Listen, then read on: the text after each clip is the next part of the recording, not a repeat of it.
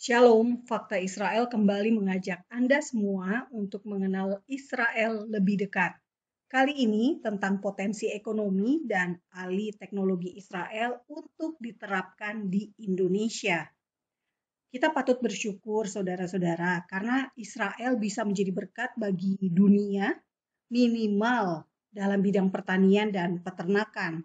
Kita bisa lihat hasilnya, Ethiopia. Anda tentu sudah tahu ya, negara yang dulu pernah dilanda kelaparan di tahun 1980-an, berkat kerjasama dengan Israel, sekarang menjadi negara dengan hasil pertanian yang baik, dan bahkan Indonesia, negara kita, mengimpor sayur dari Ethiopia.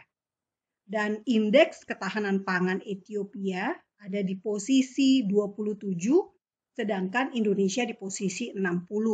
Nah, Anda bisa lihat ada video yang kami sudah buat. Videonya itu di YouTube Fakta Israel juga ya. Berkat teknologi Israel, keberlanjutan pangan Ethiopia lebih tinggi daripada Indonesia. Nah, Anda bisa lihat, tetapi sekarang saya akan mengajak Anda untuk melihat alam Israel. Nah, saudara-saudara, berbeda dengan negara kita yang adalah negara agraris, negara yang subur, banyak air ya. Israel ini justru negara yang susah air. Anda bisa bayangkan, tanah seperti ini tuh ada di Israel ya, gurun. Karena memang Israel letaknya di Timur Tengah. Jadi Israel mengalami tantangan alamnya sendiri, minim hujan, tanahnya tidak subur. Tetapi anehnya, kenapa Israel lebih berhasil dari Indonesia jika dibandingkan dalam hal pertaniannya? Nah, Anda ingat, Bapak Ibu, saudara-saudara, janji Tuhan dalam Alkitab. Tuhan berkata dalam Amos 9 ayat 14-15, Tuhan berkata begini, Aku akan memulihkan kembali umatku Israel. Mereka akan membangun kota-kota yang licin tandas dan mendiaminya. Mereka akan menanami kebun-kebun anggur dan minum anggurnya. Mereka akan membuat kebun-kebun buah-buahan dan makan buahnya. Maka aku akan menanam mereka di tanah mereka dan mereka tidak akan dicabut lagi dari tanah yang telah kuberikan kepada mereka. Firman Tuhan Allahmu.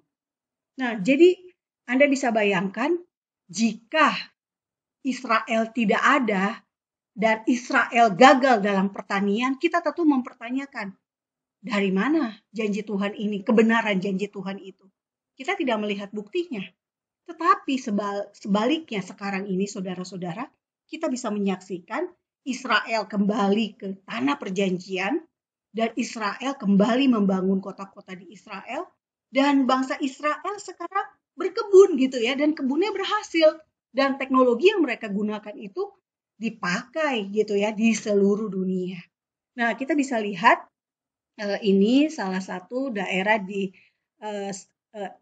Sede Boker namanya. Nah, ini lahan Anda bisa lihat sendiri seperti ini, kering, gurun, tetapi ada komunitas yang namanya kibbutz dan mereka ini di sini punya lahan pertanian. Ini lahan pertaniannya. Jadi meski kering, tanahnya tidak subur, tetapi Israel bisa mengubahnya menjadi hijau. Nah, ini ya, salah satu tempat.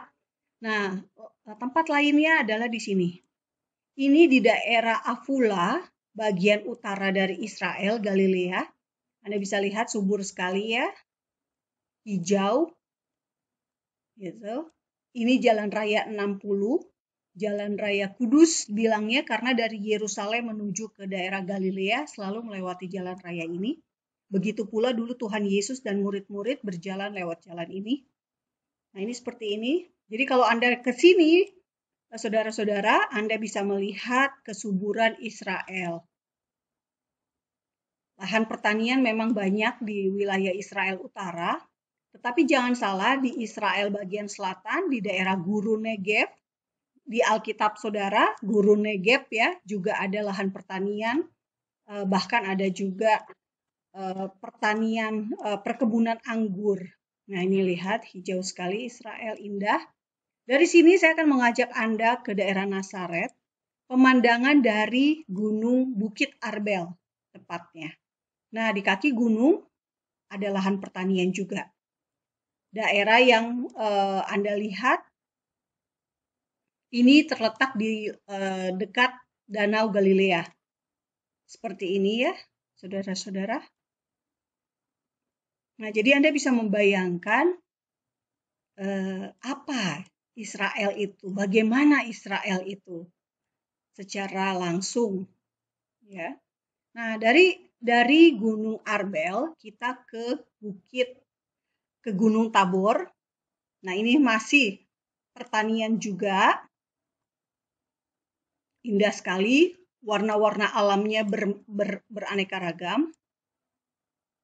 Lahan pertanian seperti ini ya.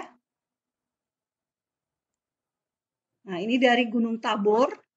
Di Alkitab, saudara-saudara, Gunung Tabor adalah ketika Tuhan Yesus transfigurasi ya, bertemu dengan secara spiritual. Murid-murid melihat Tuhan Yesus bersama dengan Nabi Musa dan Nabi Elia. Dari sini, saudara-saudara, saya akan mengajak Anda ke daerah Golan, dataran tinggi Golan. Nah, ini ada sebuah kibuts, ini kibuts di daerah Golan. Jadi, dimanapun orang Israel ditaruh, mereka bisa berhasil, mereka bisa mengubah daerahnya menjadi daerah yang produktif. Nah, Anda bisa mengenal Israel secara virtual. Nah, mari kita masuk ke presentasi. Potensi ekonomi dan alih teknologi Israel untuk Indonesia. Fakta Israel ingin mengajak saudara-saudara untuk bisa menerapkan keberhasilan Israel dalam bidang teknologi pertanian dan juga peternakan di Indonesia. Nah, Shimon Peres, Perdana Menteri dan juga Presiden Israel berkata, teknologi maju di Israel berawal dari pertanian. Pertanian di Israel dikelola oleh komunitas atau disebut kibuts. Nah, sebetulnya kita di Indonesia bisa juga menerapkan konsep kibuts. Karena apa? Kibuts itu sebetulnya sama seperti desa. Jadi di Israel satu kibuts akan mengelola satu jenis pertanian dan atau peternakan sehingga hasilnya bisa dinikmati bersama-sama juga. Jadi tidak ada perbedaan kelas, tidak ada perbedaan pendapatan, karena semua orang terlibat dan semua orang bekerja dan semua orang itu akan mendapatkan hasil dari apa yang diproduksi di kibuts tersebut. Dan sistem ekonomi kibuts ini sebetulnya bisa cocok juga untuk Indonesia karena kita mengenal yang namanya gotong royong, kita mengenal yang namanya koperasi gitu ya. Jadi saudara-saudara yang punya jemaat petani, peternak, nelayan bisa menerapkan konsep kibuts ini di komunitas saudara-saudara. Tahun 2017 saya ke Israel dan saya mengunjungi lahan pertanian yang dikelola oleh kibuts ya, namanya Kibuts Nan di Israel. Nah, mereka terkenal dengan sistem irigasi tetesnya. Ini orang dari kibuts Nannya, dan ini di sebuah kibuts juga yang mengelola pertaniannya dengan konsep organik gitu ya. Dan beberapa kibuts memang sudah mempunyai sistem seperti perusahaan dan ada 20-an kibuts dari 270 kibuts di seluruh Israel yang sudah menjadi perusahaan gitu ya dan sudah go public. Nah, ini contoh kibuts Nahalal di Lembah Yisrael di Megiddo. Ini dia ya. Jadi wilayah pemukimannya di tengah dan di luarnya ini adalah pertanian. Sangat menarik. Yang ini, saudara-saudara, ladang anggur. Israel juga terkenal dengan produksi anggurnya ya, karena anggur digunakan saat Sabat dalam berbagai hari raya. Dan ini menggenapi apa yang Tuhan sendiri katakan, bahwa di Amos 9 ya, di Amos 9 ayat 14-15, Tuhan berkata, aku akan memulihkan kembali umatku Israel, mereka akan membangun kota-kota yang licin tandas dan mendiaminya. Mereka akan menanami kebun-kebun anggur dan minum anggurnya. Mereka akan membuat kebun buah-buahan dan makan buahnya. Dan ini sudah tergenapi saat ini.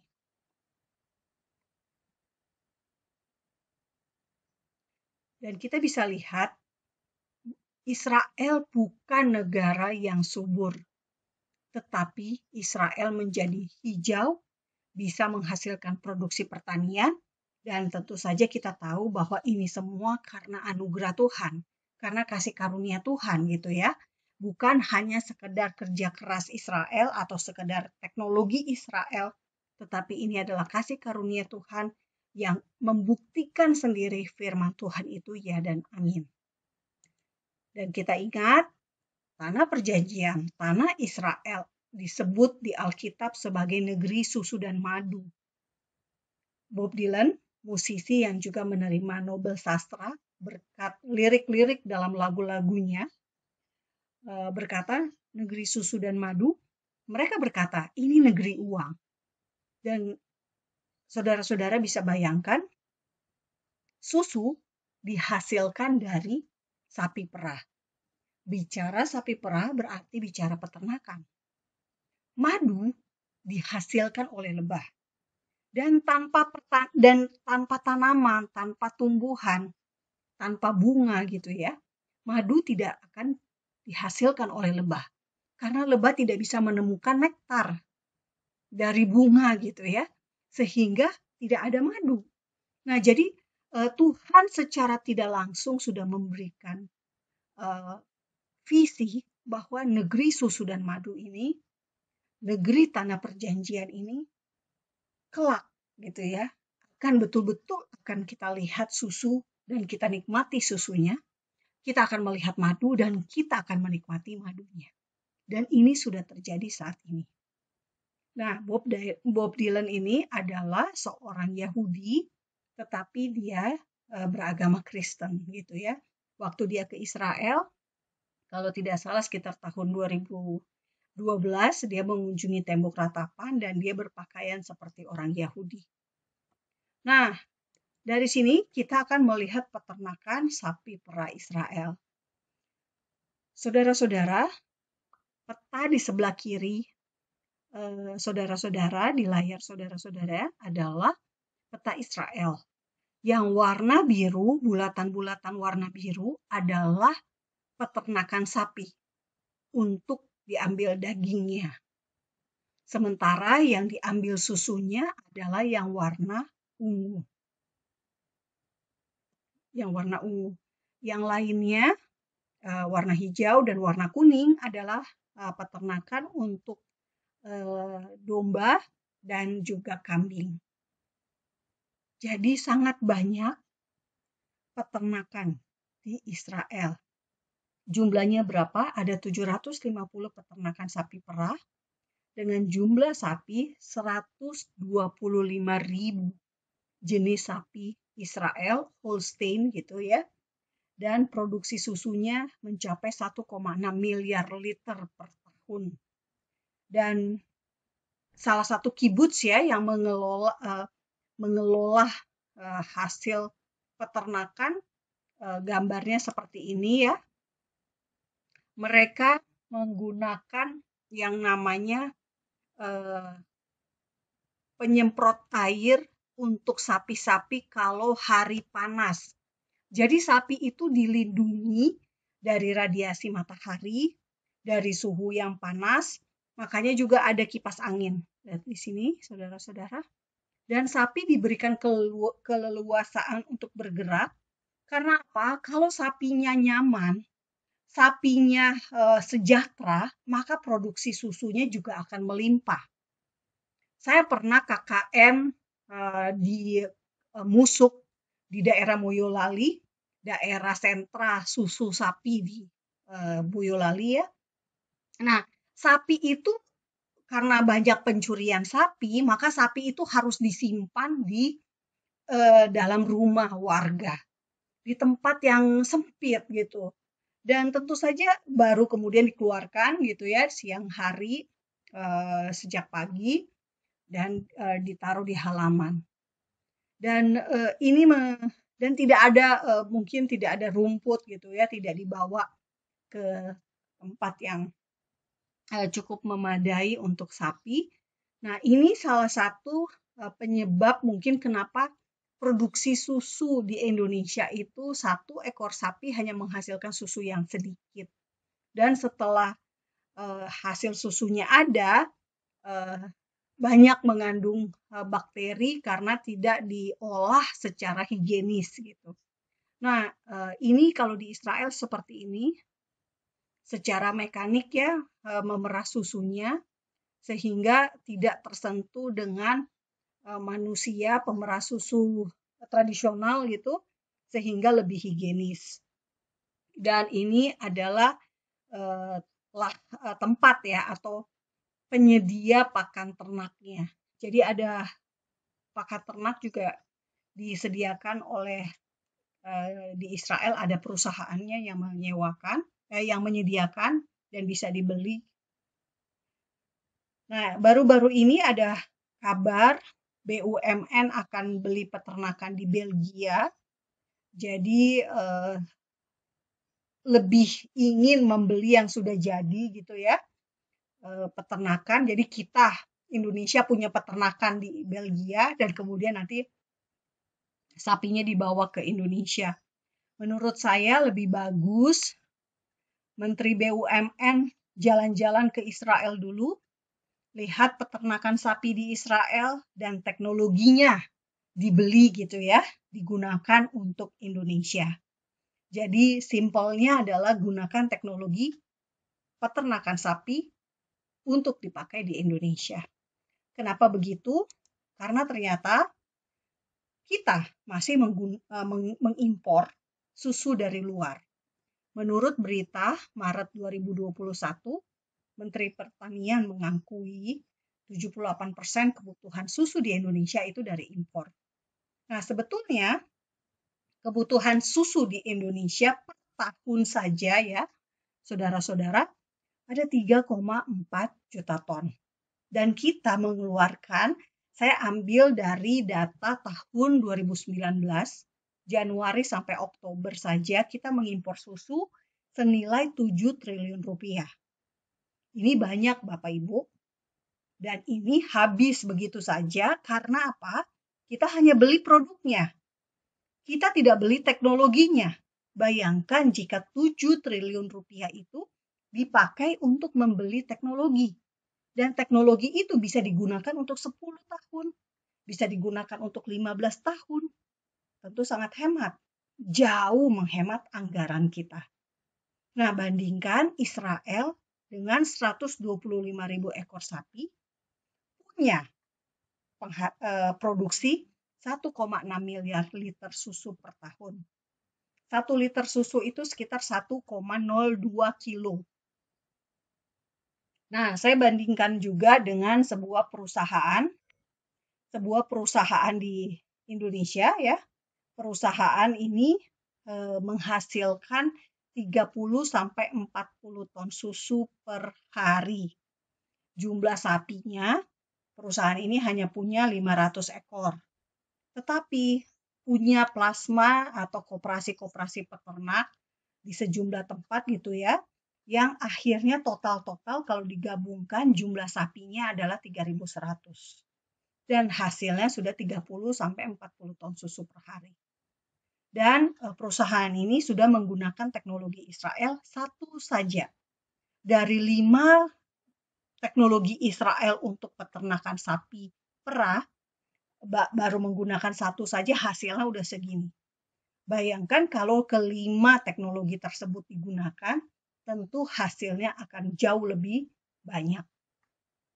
Dari susu kita geser melihat apa yang dilakukan oleh negara-negara tetangga kita, kerjasama dengan Israel. Jadi, saudara-saudara, keberhasilan Israel dalam mengelola pertanian menarik minat banyak negara ya di seluruh dunia untuk bekerja sama dengan Israel. Kalau di Asia yang belum kerjasama itu secara terbuka ya tidak mengakui adalah Israel dan Indonesia. Adalah Malaysia dan Indonesia. Malaysia tetapi membeli perangkat cyber security dari Israel ya. Kalau Indonesia sudah punya kerjasama tidak formal begitu dengan Israel. Tapi memang tidak diungkap secara terbuka. Nah, kalau Myanmar, Kedubes Israel dan juga Universitas Pertanian Yesin di Myanmar, ini punya kerjasama dan mereka membangun yang namanya tempat untuk riset gitu dan untuk proyek percontohan teknologi-teknologi pertanian di Israel untuk diterapkan di Myanmar. Termasuk juga mahasiswa-mahasiswa dari Myanmar ini belajar pertanian ke Israel juga. Nah, kita Indonesia sudah mengimpor beras dari Myanmar. Bisa jadi itu berkat teknologi Israel. Kalau di Cina adalah negara yang paling sering kita impor produk-produknya. Nah, khusus untuk teknologi pertanian, Cina punya beberapa tempat yang namanya Taman Kerjasama Teknologi Pertanian Israel dan Cina. Contohnya di Yangling, ada di Nangxiang, bilangnya gitu. Nah, ini adalah taman tempat mereka mendisplay semua teknologi gitu ya, dan itu bisa menjadi contoh buat petani-petani di Cina. Jika mereka tertarik untuk menerapkan, mereka bisa membelinya dan menggunakannya. Ini semacam kalau Bapak Ibu dulu tahu ada namanya Jakarta Fair. Nah, itu ya seperti itu. Kira-kira kurang lebih pameran gitu ya. Pameran dan juga disediakan contoh serta bisa uji coba seperti itu. Nah, baru-baru ini tahun 2019 Israel dan Cina punya kerjasama dalam bentuk kurikulum pertaniannya Israel diadopsi oleh Cina. Jadi Cina sudah sampai pada tahap belajarnya dari awal gitu ya. Bukan hanya sekedar menggunakan teknologi, tapi mereka ingin tahu bagaimana sih orang Israel bisa berpikir gitu ya. Sehingga kurikulum Israel digunakan di Cina. Nah, ini sangat luar biasa. Lalu ada Aqua Mauve di Jepang. Nah, Jepang terkenal dengan jenis makanan misalnya salmon di sushi, salmon di sashimi. Karena itu Jepang berusaha punya peternakan salmon. Salmon ini, saudara-saudara, hanya hidup di laut dalam dan umumnya negara-negara Skandinavia ya seperti Norwegia itu yang menghasilkan salmon karena letaknya dekat dengan kutub utara. Dan ternyata dengan teknologi Israel, salmonnya itu bisa dikembangbiakan di darat gitu ya, di kolam-kolam khususnya, dan hasilnya menghasilkan salmon yang gemuk. Karena salmon asli itu paling besar hanya sekitar 5 kg. Nah, dengan teknologi Israel, salmonnya bisa 6,2 kilo. Jadi lebih besar 1,2 kilo dari yang alami.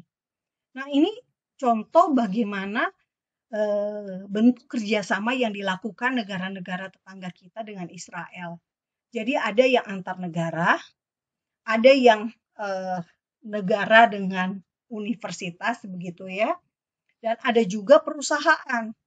Jadi saudara-saudara bisa menggunakan apa yang dari perusahaan atau Anda bisa bekerja samanya dengan universitas gitu ya, universitas yang bekerja sama dengan Israel.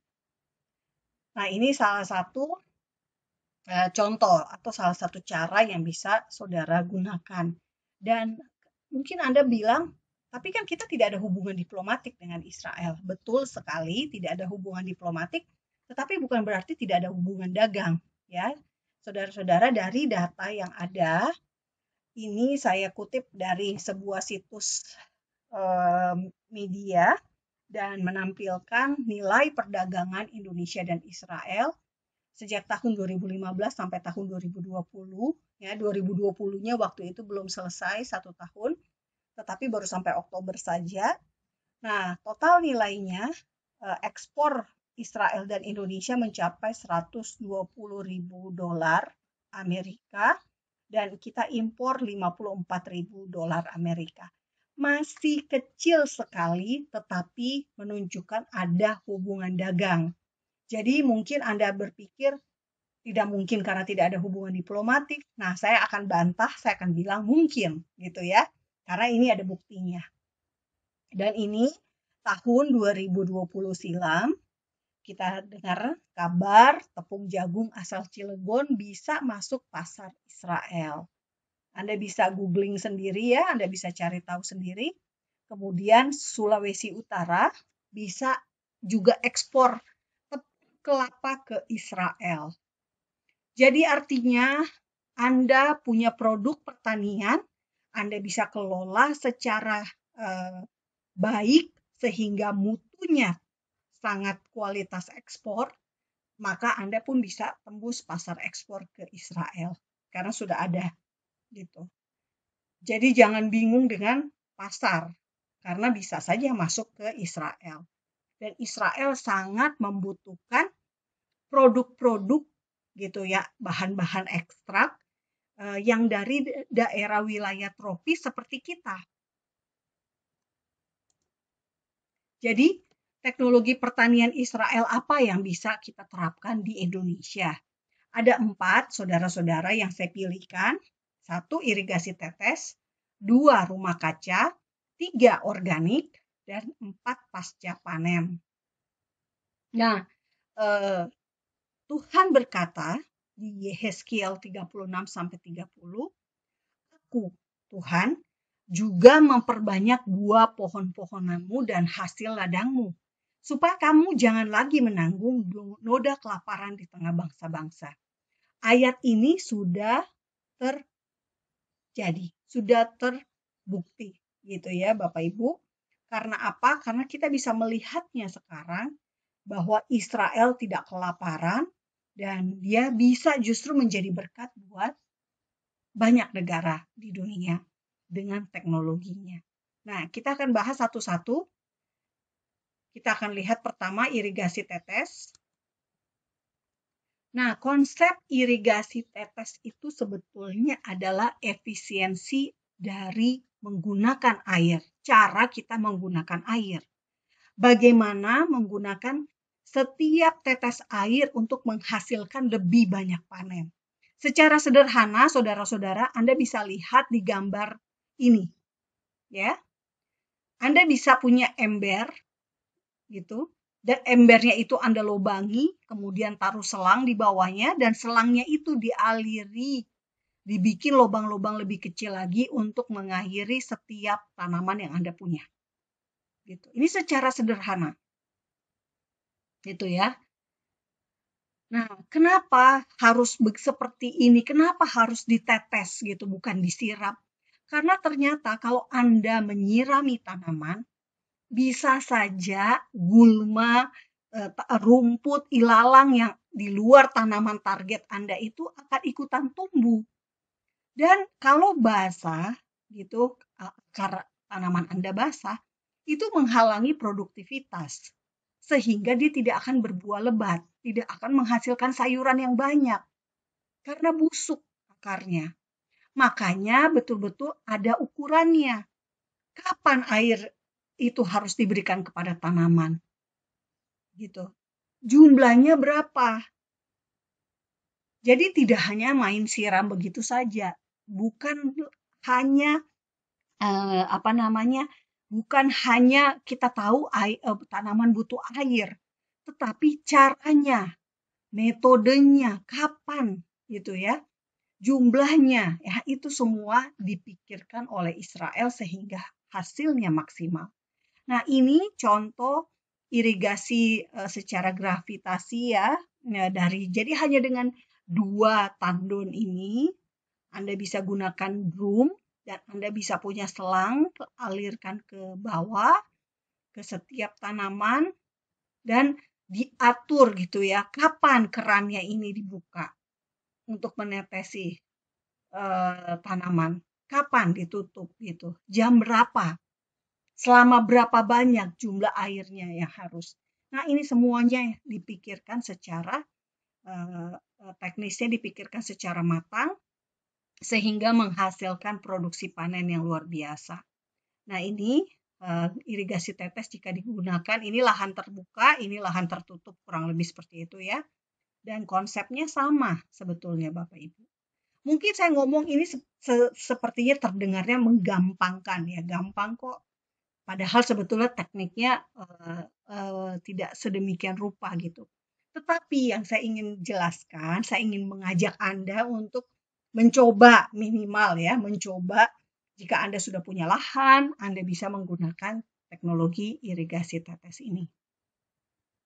Nah, yang waktu saya datang ke Israel, saya menemukan lahan yang diairi secara irigasi tetes. Ini di Kibbutz Nan. Mereka waktu itu pas lagi panen terong. Ini terongnya segede ini. Ini paha saya gitu ya, ini terongnya. Nah, ini lahannya. Nah, ini di bawah sininya nih ada selang-selangnya Bapak Ibu, tapi tidak terlihat. Jadi bisa dilihat bagaimana irigasi tetes bisa menghasilkan produksi pertanian yang jauh lebih baik. Nah, kalau di Cina yang saya baca ya, kan Cina juga menggunakan teknologi irigasi tetes. Dan berkat irigasi tetes itu terjadi penghematan air sebanyak 70% kalau menggunakan irigasi tetes. Dan pupuk dihemat bisa sampai 70-80%. Penghematan tenaga kerjanya berapa banyak? 90%. Gitu. Dan kemudian otomatis kalau semuanya berhemat, maka kebutuhan biayanya juga menurun. Berkurang gitu ya.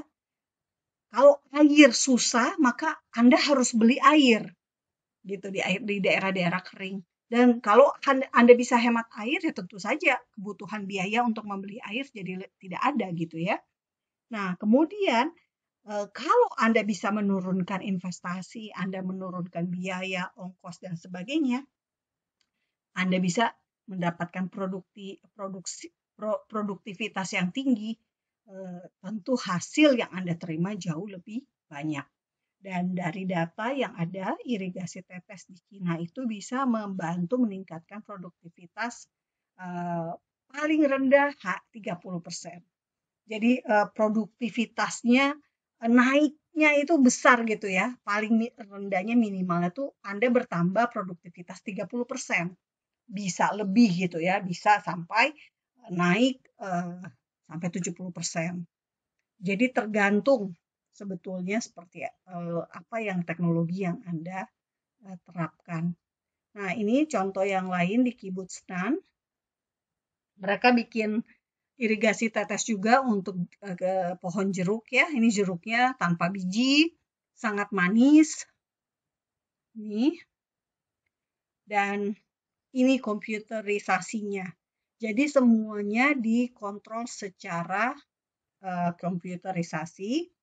Dan semuanya secara digital bisa dipantau gitu, kapan Anda mau mengairi, kapan Anda mau memberikan pupuk dan sebagainya. Tinggal di setel dan ini adalah fertilizernya ya. Ditampung di sini dan digunakan juga dengan cara yang sama dengan sistem irigasi tetesnya. Lalu selain irigasi tetes, ada juga yang namanya penyemprot mikro. Nah, ini kantor Nan dan Jain ya. Kibuts Nan ini sudah punya perusahaan, saudara-saudara. Namanya Nan dan Jain. Dan mereka juga ada penyemprot mikro. Penyemprot mikronya nih macam-macam. Nah, ini dulu ketika mereka masih awal pioner kibuts ya. Nah, ini penyemprotnya. Nah, ini ruang makan kibutsnya. Jadi, kalau Anda tinggal di kibuts, masing-masing orang itu berfungsi, masing-masing orang itu berperan. Bahkan tukang masak pun yang menyediakan makanan untuk seluruh anggota kibuts gitu ya, juga berfungsi. Ada guru yang mengajari anak-anak, ada ibu-ibu yang merawat anak-anak bayi, anak-anak usia balita, ketika ibunya harus bekerja misalnya. Jadi betul-betul dikelola secara bersama dan untuk kesejahteraan bersama juga. Dan inilah yang terjadi di Israel. Nah, kita lihat model penyemprot mikronya seperti apa. Ini bos di Nan dan Jain ya waktu saya datang. Nah, jadi penyemprotnya modelnya seperti ini. Saudara-saudara, ada model disemprot seperti ini ya, kayak ditembak, ada yang memutar, dan ini ada yang disemprot seperti ini. Gitu. Ada yang modelnya kayak curah hujan. Nah, kenapa beda-beda? Jadi selama ini kita taunya itu hanya menyiram tanaman, mengairi tanaman, bangun irigasi. Tanaman itu memang perlu air, tetapi tentu kita harus tahu kebutuhan air setiap tanaman itu berbeda-beda. Dan ada waktu yang terbaik untuk menyiram tanaman karena apa? Karena tanamannya sendiri juga punya waktu yang terbaik untuk menyerap air. Gitu. Nah, ini semua yang kita tidak punya gitu ya. Pengetahuan ini kita tidak punya, tetapi Israel punya. Itulah gunanya Anda juga bekerja sama dengan Israel, dengan perusahaan-perusahaan mereka, dengan pemerintah Israel, karena Anda bisa mendapatkan konsultan gitu ya, untuk membantu Anda mengenali tanaman Anda sendiri. Nah, semua yang dilakukan Israel ini adalah dengan pengertian, dengan hikmat gitu, sehingga tidak ada pemborosan air, tidak ada hasil panen yang minim, dan juga Anda berhemat gitu dengan biaya Anda. Kalau misalnya punya air Anda harus pompa, listriknya aja berapa gitu ya. Nah, tentu saja kita harus tahu tanaman yang Bapak Ibu tanam, alat semprot yang Anda lihat ini menunjukkan pohonnya berbeda-beda, tanamannya berbeda-beda gitu ya. Jadi tanaman apa, alat semprotnya seperti apa, perlakuannya pasti berbeda-beda. Jadi tidak bisa asal siram, tidak bisa asal semprot begitu saja. Nah, dengan Anda menggunakan penyemprot mikro, maka Anda bisa menghemat air sampai 50%. Kalau dengan irigasi tetes, Anda menghemat airnya 70%. Dengan penyemprot mikro ini Anda hanya hemat 50%, tapi sudah lumayan. Nah, kita bandingkan apa yang dilakukan dengan saingan dari Nan dan Jain, yaitu Netafim. Netafim di India ini datanya seperti ini. Berawal dari tahun 2017, Netafim punya proyek 1 di India untuk 28 desa. Petaninya ada 7.000, sawahnya luasnya 12.000 hektar, dengan nilai 60 miliar rupiah. Besar sekali gitu ya biayanya, tetapi ini tentu untuk kebutuhan jangka panjang. Karena Anda bisa menggunakan untuk selamanya gitu ya, untuk beberapa tahun, mungkin akan butuh penggantian, perawatan dan sebagainya. Seperti ini nih pipanya.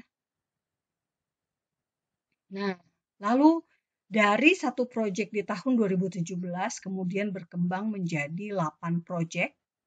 Di tahun 2020, desa yang dijangkau sudah 202 desa. Petani yang merasakan hasil dari kerjasama itu adalah 97.000 orang. Lalu lahan sawahnya sudah mencapai 106.000 hektar dengan nilai total 245 juta dolar Amerika. Nah, tanamannya apa saja? Bapak Ibu, ada jagung, kacang, bunga matahari, gandum, lalu sayur ya, kemudian ada bunga, lalu juga ada cabai, bawang, dan juga ada kapas.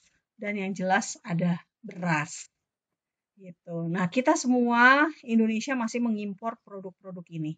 Jagung, kacang kedelai, ya, kapas, kita masih impor. Beras masih impor. Kita mengimpornya yang saya tahu hanya cabai kering dari India. Setahu saya kalau dari jenis sayuran dia cabai kering. Untuk yang lainnya apalagi ya? Nah, ini dia contoh bagaimana India menggunakan teknologi irigasi tetes dari Netafim di India. Nah, Anda juga di Indonesia, Netafim dan Nan dan Jain sudah masuk Indonesia ya. Anda bisa membeli produk mereka kalau mau. Anda bisa lihat nonton video saya, yakni irigasi tetes dari Israel digunakan di Indonesia. Video fakta Israel. Nah, dari irigasi tetes, kita ke greenhouse, saudara-saudara. Greenhouse-nya, contohnya yang saya waktu itu datang, namanya Green Organic. Nah, ini adalah pioner dari tanaman organik di Israel. Nah, waktu saya datang, mereka memberikan sambutan ya dengan mengibarkan bendera merah putih. Bendera perusahaan ini ya, dan kemudian ini adalah bendera Israel. Jadi sangat menghormati tamu. Nah, di Green Organic ini pernah dikunjungi oleh Presiden Zambia. Lalu ada ini Sierra Leone dari Afrika juga. Jadi mereka belajar bagaimana cara mengolah pertanian secara organik di greenhouse di Israel. Nah, ini contoh greenhouse-nya, saudara-saudara. Ini di Ukraina ya, rumah kacanya. Dalamnya seperti ini.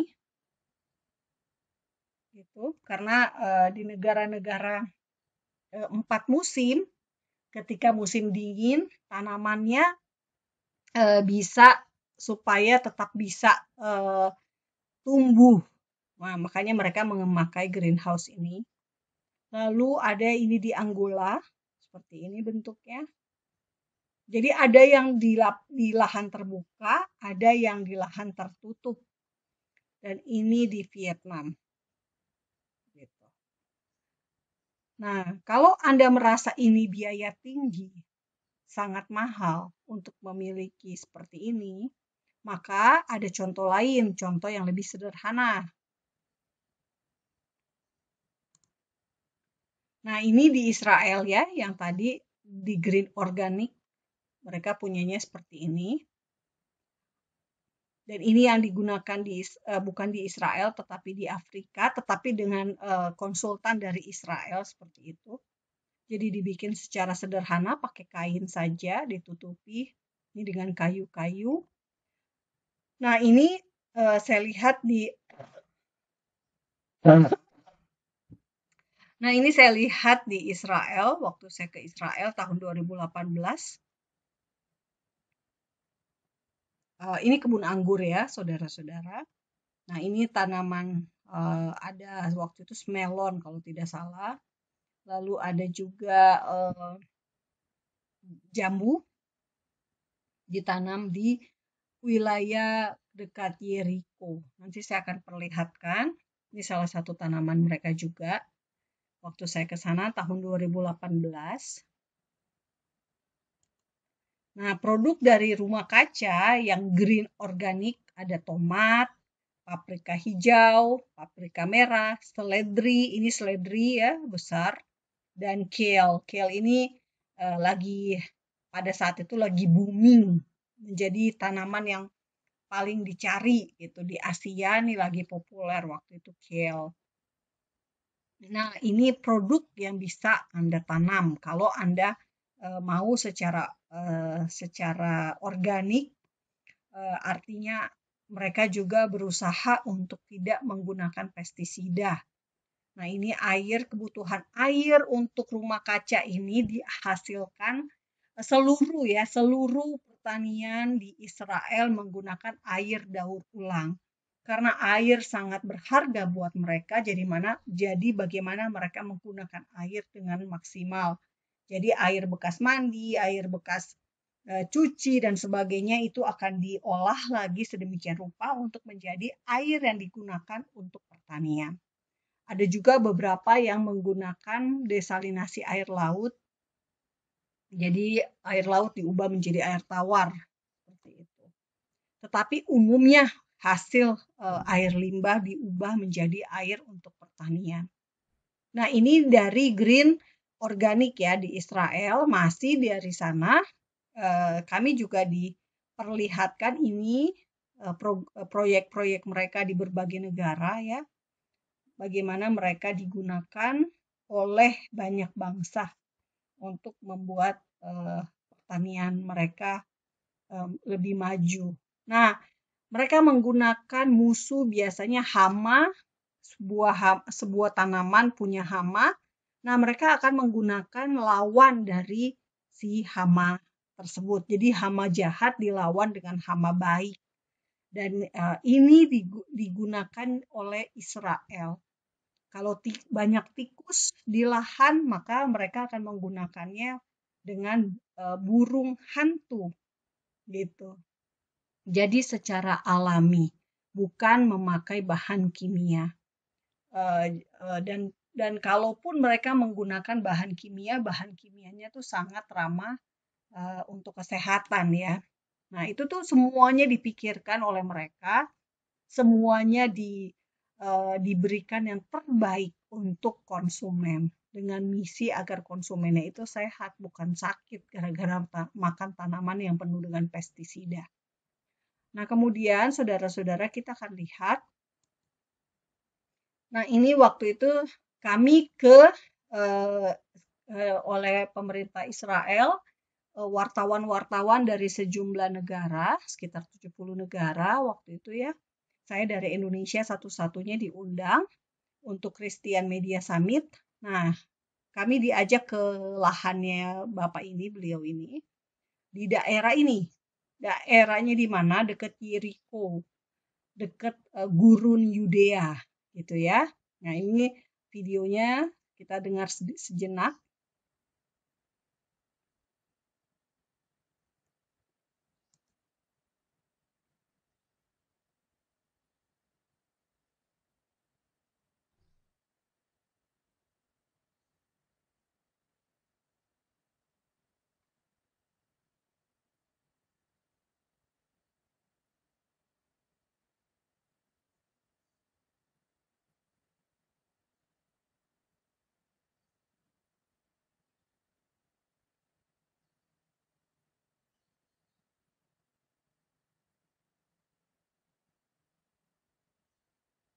Ya, jadi saudara Anda bisa lihat tanah Israel itu sangat kering ya.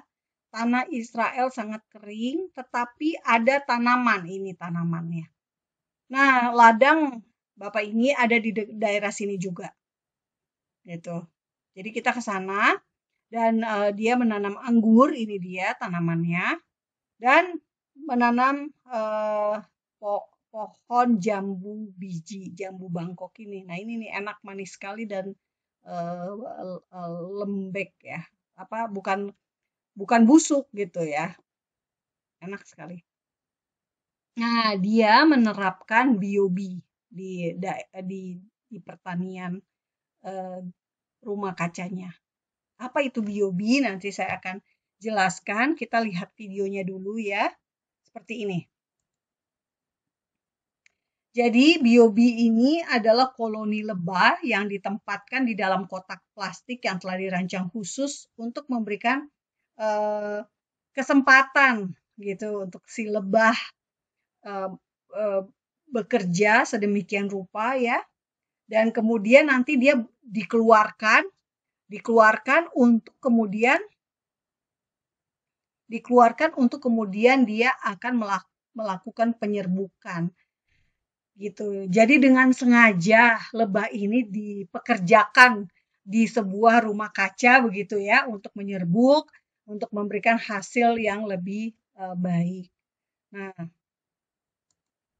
ini yang video satunya lagi. Oh, ini dia. Okay, so we're continuing to cucumbers and peppers. You have your chick, your basil. Wonderful. So take whatever you want and we'll continue.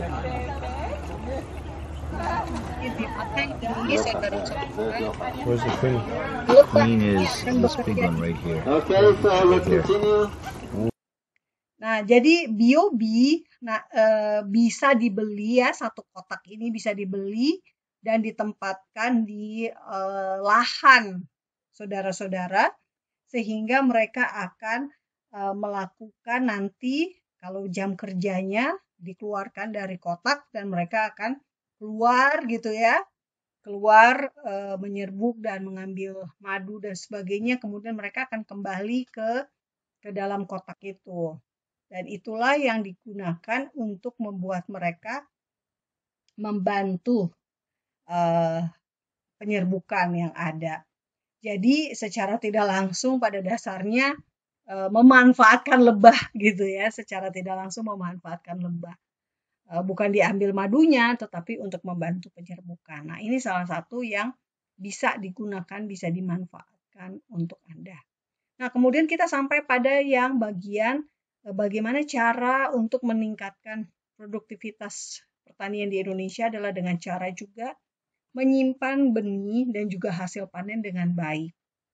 Nah, seperti ini. Memakai yang namanya GrainPro Cocoon. Jadi kayak kepompong dibilang. Nah, benih saudara-saudara disimpan di dalam mungkin pikirnya ini plastik biasa gitu ya. Nah, tetapi idenya gitu ya dari Israel. Anda tidak perlu punya gudang yang besar, yang mahal. Mungkin Anda harus sewa, Anda harus punya kontainer. Nah, Anda bisa pakai GrainPro ini dan ditempatkan di lahan seperti ini. Di luar ruangan. Karena ini kedap air, kedap cuaca gitu ya. Jadi suhu di dalam kemasan ini akan menjaga benih dan juga hasil panen saudara dengan baik. Nah, ini dia. Nah, ini sudah ada di Indonesia. Anda bisa beli GrainPro di situs online. Nah, ini Anda bisa dapatkan. Nah, dari sini Anda juga bisa Nah, ini dia. Kepompong GrainPro ini sudah digunakan oleh Bulog, saudara-saudara. Nah, ini dia contohnya. Dan Anda bisa pakai karena dia akan mengaturnya secara digital. Diatur secara digital suhu di dalamnya dan sebagainya. Dan dari berita kita tahu bahwa masalah utama petani ada di masa pasca panen. Karena memang dengan hasil pasca panen, dengan hasil panen yang besar, biasanya petani kesulitan menyimpan penyimpanannya sehingga hasil panen bisa cepat busuk gitu. Dan hasil akibatnya malah mubazir ya, tidak bisa dijual karena kualitasnya sudah menurun. Nah, ini salah satu teknologi yang bisa Anda gunakan. Kemudian dari sini ada drone dan juga digitalisasi pohon. Nah, ini lebih canggih lagi. Jadi di Israel penyerbukan pohon kurma dilakukan dengan drone seperti ini. Gitu ya. Dan teknologi drone ini bisa digunakan untuk lahan berhektar-hektar yang besar. Bisa digunakan untuk ini. Kemudian ada seperti ini. Bisa dipakai juga untuk menyiram pupuk gitu ya. Dan juga ada satu namanya C3, yaitu manajemen pohon. Jadi setiap pohon dianalisa kesehatannya secara digital, dan kemudian bisa diketahui ada penyakit apa, ada kebutuhan apa, nutrisi apa yang harus ditambahkan dan sebagainya. Sehingga betul-betul jadi pohon itu menghasilkan hasil yang baik. Bisa diterapkan di misalnya kebun sawit, kebun tanaman-tanaman keras dan sebagainya. Nah, ini yang belum ada di Indonesia ya, teknologi ini. Sitri dan juga untuk lakukan penyerbukan dengan drone. Nah, ini hanya informasi saja. Nah, sekarang kalau kita masuk ke dalam potensi ekonominya. Nah, seperti ini. Potensi ekonomi dari satu contoh saja, jagung. Nah, saya dapat informasi dari media 19 April 2021 jelang Lebaran impor jagung naik 500%. Nah, saudara bayangkan impor Maret 2021 sebanyak 142.000 ton. Biayanya 564 miliar. Dan Indonesia selama ini memang masih impor jagung dari negara Amerika Serikat, Brasil, Argentina, dan Singapura. Padahal dengan irigasi tetes seperti ini, Indonesia tidak perlu impor lagi. Gitu ya.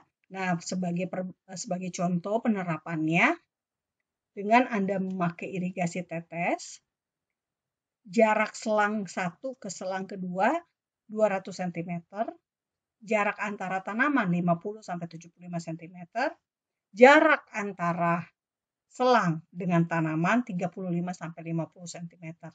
Jadi semua dipikirkan matang-matang. Bagaimana cara menaruhnya gitu ya. Jarak antar tanamannya supaya hasilnya maksimal. Supaya hasilnya banyak gitu. Nah, ini potensi jagung. Daripada pemerintah menghabiskan dana untuk impor sebesar ini gitu ya. Untuk impor sekian aja loh, maksudnya 142.000 ton ini 564 miliar, tentu lebih mudah, lebih murah, lebih hemat Anda membeli irigasi tetes dan diterapkan di Indonesia. Kemudian apalagi contoh potensi ekonominya? Kedelai. Kita makan tahu, makan tempe. Tetapi kedelainya dari Amerika. Gitu. Impor kedelai tahun 2020 satu semester saja atau 6 bulan 1,2 juta ton, saudara-saudara. Nah, itu habisnya berapa? 7,2 triliun, bayangin. Triliun loh, triliun rupiah.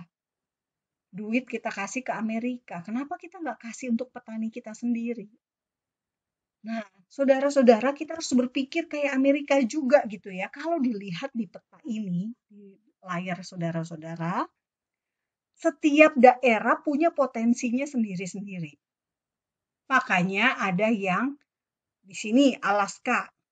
Alaska itu kan dingin ya. Ya tentu saja yang dimaksimalkan adalah aquaculture. Bagaimana ikan bisa dibudidayakan, bisa benar-benar menjadi bahan berkualitas yang kemudian menjadi ikan-ikan yang ada di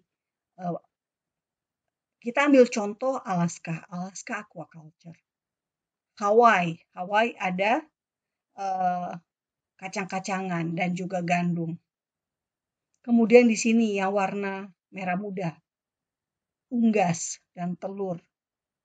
Warna ungu, sayuran, ada di 2 daerah. Nah, produk kedelai kita dari mana? Dari daerah yang hijau nih. Sapi di sini. Warna ini, merah. Jadi, kita harus tahu potensi daerah kita itu apa. Dan kita maksimalkan. Tetapi, jangan salah. Jika ternyata Anda menyewa konsultan dari Israel dan setelah dianalisa tanah Anda dianalisa lebih jauh tanaman yang selama ini Anda tanam dan ternyata tidak, hasilnya kurang maksimal, dan dia menyarankan produk yang lain, ya tentu kita harus percaya pada hasil dari penelitian, hasil dari analisa gitu. Karena bisa jadi memang kita selama ini menanam tanaman yang salah sehingga hasilnya tidak maksimal gitu. Jadi ini salah satu cara supaya kita bisa maju juga gitu. Supaya kita bisa memberdayakan secara maksimal masyarakat kita. Jadi kalau masyarakat itu potensinya di perikanan, tentu ya kita mengembangkan perikanannya. Kalau masyarakat itu bagusnya di sebuah komoditas, tentu itu semakin dikembangkan. Tetapi jika komoditasnya tidak maksimal, kita bisa menyewa konsultan dan dia bisa menganalisa apa yang terbaik di lahan tersebut berdasarkan unsur hara tanahnya dan sebagainya. Nah, ini yang semuanya bisa kita kerjakan di Indonesia. Nah, mungkin Anda berkata, saya ngomong doang. Nggak mungkin diterapkan di Indonesia. Tidak, Bapak Ibu. Sejauh ini sebetulnya kita bisa memanfaatkan saudara-saudara kita yang sudah pernah belajar di Israel. Indonesia dan Israel memang tidak punya hubungan diplomatik, tetapi Israel melalui Masyaf namanya ya, lembaga pemerintah yang memberikan bantuan-bantuan untuk negara-negara lain, juga menyediakan belajar pertanian ke Israel. Nah, mereka-mereka yang setelah belajar 9 bulan di Israel itu bisa diserap oleh komunitas Bapak Ibu. Belajar pertanian dari mereka. Nah, salah satu ini tulisan saya untuk Jewish Time Asia ya, Jewish Time Asia, saya menulis tahun 2015 setelah saya mengetahui ada kerjasama tersebut dan saya bertemu dengan inisiatornya gitu ya, saya mau wawancarai inisiatornya dan kemudian saya mengenal seorang pesertanya gitu ya, ini dia Mariun namanya, dan dia sudah pulang dan dia bisa menjadi salah satu konsultan buat Anda. Nah, ini juga baru-baru ini juga ada Maret 2021 diberitakan Yance Maring, dia juga belajar di Israel dan kembali menerapkan di desanya dan berhasil, sehingga Yance kemudian dipakai ya sebagai konsultan untuk sejumlah Pemda di Indonesia dan juga sejumlah perusahaan. Nah, contoh sukses yang lain adalah Ibu Lisna Gozali. Beliau adalah penggiat hidroponik. Dia adalah istri dari Bapak Wirawan. Dulunya keduanya adalah pemilik Distara untuk musik ya, yang jual kaset, jual hak cipta lagu-lagu dan sebagainya itu. Jadi dari dunia musik, dunia entertainment, mereka beralih menjadi petani sayur. Jadi menjadi petani itu tidak turun, kita jangan takut gengsi. Jadi Bapak Ibu, contoh suksesnya adalah siapa saja jika mau bisa menjadi petani. Bahkan gitu ya, bos Distara saja, bekas bos Distara, alih profesi menjadi petani sayur. Nah, saya pernah ketemu dengan istri dari bos Distara ini, yaitu Bu Lisna Gozali. Beliau adalah penggiat hidroponik ya keduanya. Nah, mereka juga belajar gitu ya, hidroponik Israel, sistem irigasi tetesnya digunakan juga untuk hidroponik. Dan sekarang mereka membuat hidrofarm namanya, menyediakan segala kebutuhan untuk hidroponik. Nah, ini dari dunia entertainment bisa menjadi petani sayur gitu. Jadi Anda tidak perlu malu untuk menjadi petani. Anda tidak perlu malu untuk menjadi peternak gitu ya. Karena ini bisnis berkelas kok gitu ya. Ini bisnis bergengsi.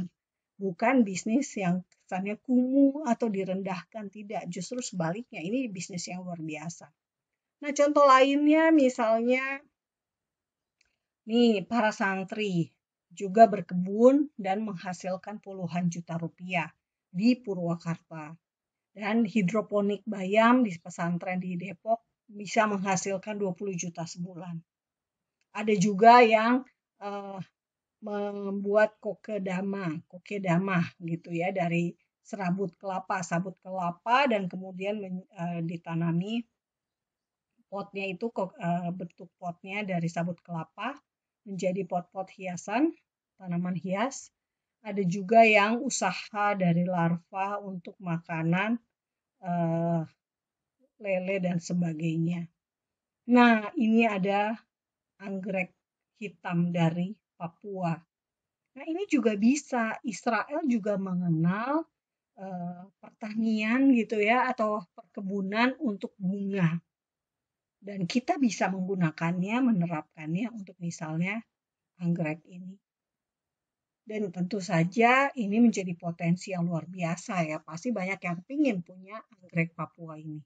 Dan ini belum banyak, belum ada bahkan.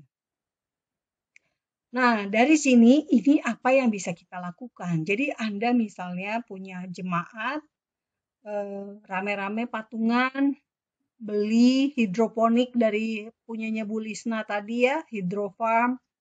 Nah, bisa beli dan kemudian menghasilkan, Anda bisa tanam sayur-sayuran dan sebulan bisa dapat 20 juta kan lumayan ya. Gitu. Jadi tentu saja kita harus mencoba. Kalau belum dicoba ya tentu kita tidak tahu bagaimana susah atau mudahnya gitu. Nah, akhir kata saya mengajak kita semua untuk tertarik menerapkan pertanian ini. Kita tertarik untuk menerapkan peternakan di Indonesia. Kita ingat Yesaya 2 ayat 3, Tuhan berkata, Yesaya berkata, Ia atau Tuhan akan menjadi hakim antara bangsa-bangsa dan akan menjadi wasit bagi banyak suku bangsa, maka mereka akan menempa pedang-pedangnya menjadi mata bajak dan tombak-tombaknya menjadi pisau pemangkas. Bangsa tidak akan lagi mengangkat pedang terhadap bangsa dan mereka tidak akan lagi belajar perang. Artinya apa? Artinya kita harus bisa mengubah sesuatu yang ada di tangan kita menjadi mata bajak. Apa yang ada di tangan kita, tools yang ada di tangan kita itu menjadi pisau-pisau pemangkas hasil panen. Nah, itulah yang sedang dilakukan dan sudah dilakukan Israel dan bisa kita lakukan. Dan Israel ini salah satu kibbutz yang saya datang mempekerjakan imigran-imigran dari Afrika yang masuk ke Israel ya, ditampung dan dipekerjakan. Ini salah satu kibbutz yang ada di Israel, kibbutz Sa'at. Seperti ini. Nah, Bapak Ibu, saudara-saudara, kita yakin bahwa apa yang kita kerjakan harus berdasarkan visi dari Tuhan. Kita bisa meminta hikmat dari Tuhan apa yang harus kita lakukan. Apa yang bisa kita kerjakan, potensi yang ada di diri kita itu apa. Nah, ini bisa kita temukan sama seperti ketika Yusuf gitu ya, mengetahui cara apa yang harus dilakukan, apa yang harus dikerjakan untuk Mesir. Waktu itu Yusuf bisa mengartikan mimpi dari Firaun dan dia akhirnya punya ide untuk membuat gudang-gudang penyimpanan hasil panen selama 7 tahun agar pada tahun kelaparan mereka bisa punya makanan. Nah, bayangkan orang Mesir yang begitu cerdas sehingga bisa membangun piramida, meskipun ada pendapat yang mengatakan bahwa piramida yang pertama dibangun, piramida Khufu, itu di zaman Abraham ketika Abraham dan Sarah datang ke Mesir. Nah, waktu itu teknologinya justru dikasih tahu oleh Abraham, gitu ya ceritanya. Nah, intinya adalah Yusuf bisa mempunyai ide gitu ya yang luar biasa solusi untuk Mesir. Nah, kita pun harus sedemikian rupa gitu ya. Kita harus melihat potensi apa yang ada dalam diri kita, potensi apa yang ada di dalam diri jemaat saudara-saudara, potensi apa yang ada di dalam tubuh Kristus. Nah, itulah yang kita berdayakan, itulah yang kita gunakan, apa yang bisa kita kerjakan. Saya percaya setiap orang itu diberikan potensi oleh Tuhan. Kita lahir dengan potensi, tidak ada gitu ya, yang tidak punya potensi. Kenapa? Karena ya memang Tuhan menciptakan kita segambar dan serupa dengannya. Gitu, bayangin, Tuhan yang menciptakan langit, bumi, dan isinya ini.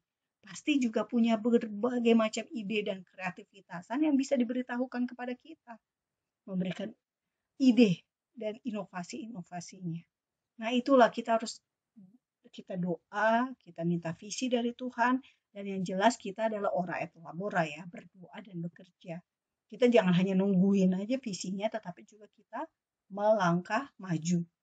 Gitu ya. Petrus tidak akan mengalami mujizat dia bisa berjalan di atas air kalau dia tidak loncat dari perahu gitu ya. Dan kita pun perlu mengambil langkah iman tersebut. Jadi betul-betul Bapak Ibu, ini salah satu cara juga kita membangun pertanian, membangun peternakan. Jika selama ini gereja susah mendapatkan izin membangun, mengapa kita tidak bangun greenhouse? Dan di halamannya kita bisa beribadah. Gitu ya. Mengapa kita tidak bangun peternakan? Dan di lahan buat sapi-sapi berekreasi itu kita desain sedemikian rupa sehingga di setiap hari Minggu kita bisa ibadah secara komunal. Bawa kursi sendiri-sendiri. Bisa seperti itu ya. Atau kursinya ditaruh di gudang. Nah, ini saya pernah datang ke gerejanya Jim Yos di Papua. Seperti itu saudara-saudara. Lahannya kursinya baru dikeluarkan dari gudang penyimpanan ketika baru akan ibadah. Nah, seperti itu kira-kira ide-ide yang bisa kita pakai, kita gunakan di Indonesia. Masih banyak sekali yang bisa kita produksi di Indonesia ya. Ada bawang putih, ada kentang, bawang bombay, cabai kering. Nah, kebutuhan-kebutuhan ini tentu bisa dihasilkan oleh lahan-lahan Bapak dan Ibu semua. Nah, mungkin Bapak dan Ibu juga merasakan kita butuh orang yang membantu atau menopang kita. Nah, di masa kini gitu ya, di masa kini kita butuh Boas. Kalau Bapak Ibu ingat cerita Boas di kitab Rut, bagaimana Boas membolehkan Rut untuk memungut jelai yang jatuh dari hasil panen dan membawa pulang untuk menjadi makanan bagi dia, Rut dan Naomi. Nah, mungkin kita saat ini tidak minta belas kasihan dari Boas di masa kini ya. Kita tidak minta memungut jelai. Tetapi yang kita minta adalah bagaimana kita bisa difasilitasi dengan bantuan-bantuan konsultan, bantuan teknologinya, bantuan benihnya, dan sebagainya. Nah, ini adalah contoh-contoh yang membantu Ethiopia menjadi maju seperti sekarang ini sehingga indeks ketahanan pangannya mencapai 27, sementara Indonesia 60. Ada Fair Planet, LSM Israel yang membantu benih. Proyek mereka mulai di tahun 2012 dan sudah berhasil memberdayakan 1.600 petani di 200 desa di Ethiopia. Dan ada 195 jenis varietas sayuran. Dan ada 75.000 menjangkau ya. 75.000 petani yang menggunakan benih mereka. Nah, ini 1.600 ini adalah petani yang sudah di-training oleh mereka sehingga bisa sehingga bisa membagikan pengetahuannya ke 75.000 orang ini. Lalu ada Tikun Olam Ventures Lalu ada Tikkun Olam Ventures.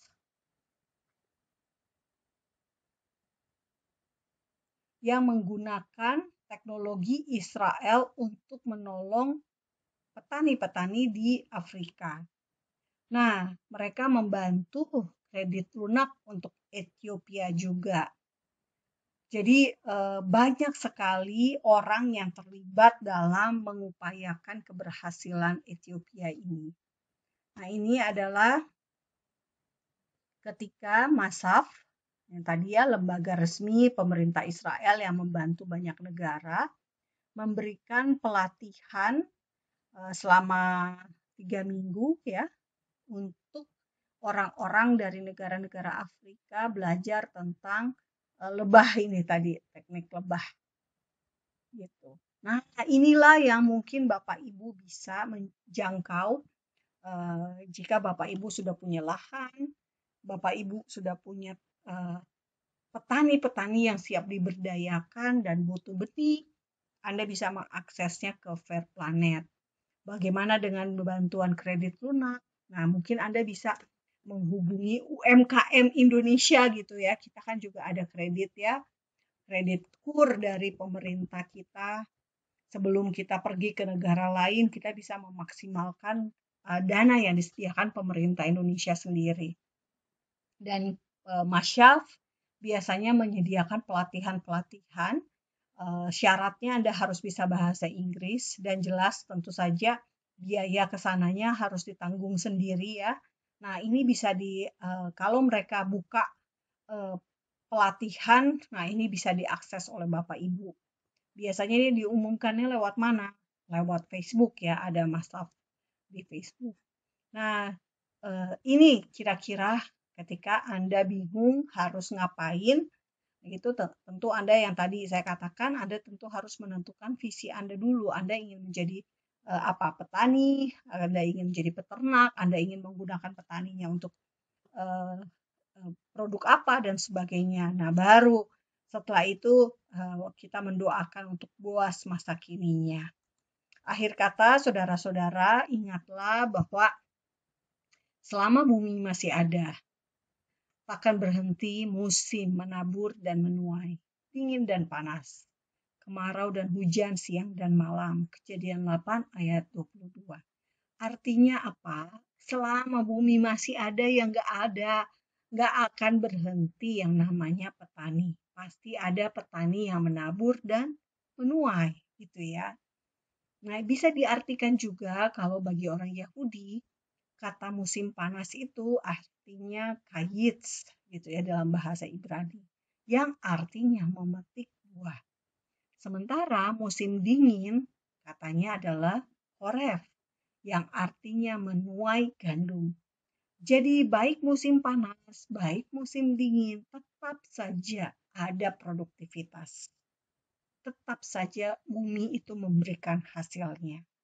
Jadi jangan patah semangat jika Anda gagal panen, jika Anda belum berhasil. Tetap percaya bahwa apa yang Anda tabur akan Anda tuai. Anda bisa belajar dari Israel, negeri kering, kerontang, minim air, sedikit hujan, tetapi bisa berhasil. Gitu ya. Tuhan sangat memberkati apa yang dikerjakan oleh bangsa Israel. Apalagi kita yang di Indonesia dengan lahan yang subur, air yang banyak ini, dengan iklim yang bagus ini. Dan itu tentu semuanya Tuhan ingin kita menjadi berkat buat Indonesia. Tuhan mau kita berdaya agar kita bisa menjadi berkat buat banyak orang di Indonesia juga. Gitu. Jadi semoga apa yang saya bagikan ini menginspirasi saudara-saudara dan membuat kita sama-sama punya satu tujuan untuk menjadi berkat buat Indonesia. Terima kasih sudah mendukung pelayanan kami, Fakta Israel, dan saya sebagai pendiri Hadassah of Indonesia dan juga mendirikan situs faktaisrael.com untuk edukasi tentang Israel dan Yahudi serta Holocaust buat orang-orang Indonesia, agar tujuannya tidak ada lagi kebencian terhadap orang Yahudi dan tidak ada lagi anti-Israel di Indonesia. Kita lahir tidak bisa memilih menjadi orang apa gitu ya. Jadi mari kita saling mengasihi, mari kita saling menerima perbedaan satu dengan yang lainnya. Tuhan Yesus memberkati. Salam damai dari Fakta Israel.